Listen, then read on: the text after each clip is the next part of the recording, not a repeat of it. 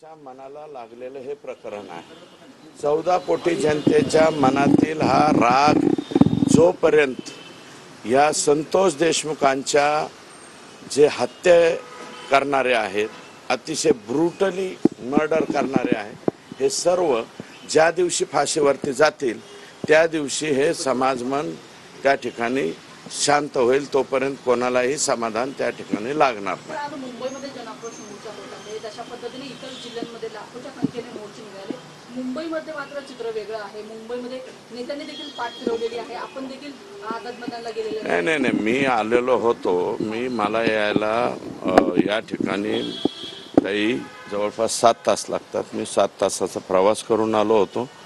मी एक ठिकाणी फक्त फ्रेश व्हायला गेलो, तिथून येईपर्यंत ठीक आहे। मोर्चाला कधी मध्ये माणसं कमी येतात, माणसं किती येतात यापेक्षा त्याच्या भावना, मोर्चाच्या भावना लोकांच्या पर्यंत गेल्या याच्यातच आमचं समाधान आहे। पण मुंबईमध्ये येऊन इथे आंदोलन करण्यामागचा उद्देश जो होता तो अनेकांनी बोलून दाखवला होता की सरकारला खडबडून जागा करायचं आहे। ठीक आहे, काही जे आयोजक असतील त्यांच्या चुका झाल्या म्हणा, किंवा मेगा ब्लॉक आहे, आणखी अनेक कारण आहेत। त्या विषयावरती मला वाटतं न जाता मी एकच म्हणतो की आपल्या माध्यमातून ज्या काही भावना आहेत त्या भावना मला वाटतं स्पष्टपणे जनतेपर्यंत गेल्या।